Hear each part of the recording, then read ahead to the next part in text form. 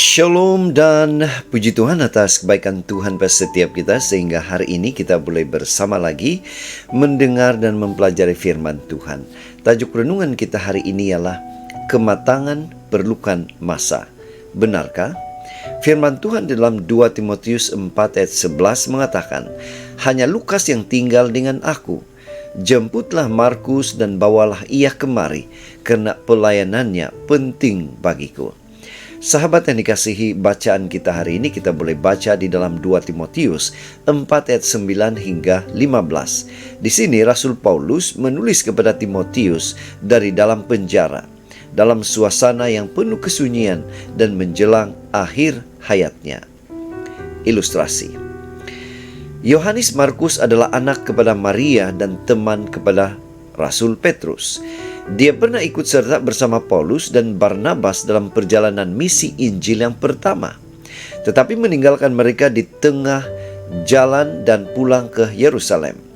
Tindakan itu mengecewakan Paulus, hingga Paulus menolak membawa Markus dalam perjalanan berikutnya, yang akhirnya menyebabkan pertikaian antara Paulus dan Barnabas. Namun, dari masa ke semasa, Markus menunjukkan pertumbuhan dan kematangan. Dalam pemenjaraan Paulus yang pertama di Roma, Markus menemani dia. Dan ketika Paulus dipenjarakan kali kedua dan menjelang hukuman mati, Paulus malah merindukan kehadiran Markus, menyebutnya sebagai seseorang yang berguna bagiku. Sahabat yang dikasihi, walaupun tidak mutlak, faktor usia memberi kesan terhadap kematangan seseorang dari segi pertimbangan, kesabaran, ketahanan menghadapi cabaran, dan keluasan pemikiran. Pengalaman hidup adalah guru terbaik yang seringkali datang bersama perjalanan waktu. Seperti dalam kisah Yohanes Markus, masa muda boleh saja membawa kepada keputusan yang kurang bijak. Tetapi Tuhan memberikan waktu dan peluang untuk bertumbuh.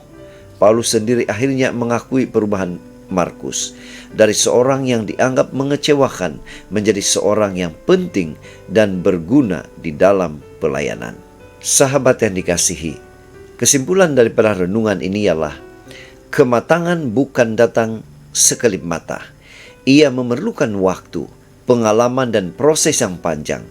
Justru apabila berhadapan dengan orang-orang yang sedang dalam proses pertumbuhan, kita perlu bersabar sebagaimana Tuhan telah bersabar terhadap kita.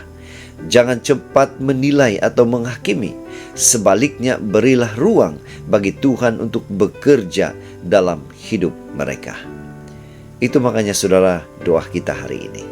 Tuhan, ajarlah kami untuk bersabar sebagaimana Engkau bersabar terhadap kami.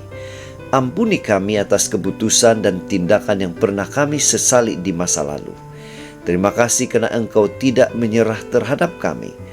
Tolong kami untuk juga tidak mudah menyerah terhadap orang lain. Bentuklah kami menjadi semakin serupa dengan Engkau. Amin. Tuhan yang pertama, tetap setia, tetap semangat sampai Maranatha. Tuhan memberkati kita.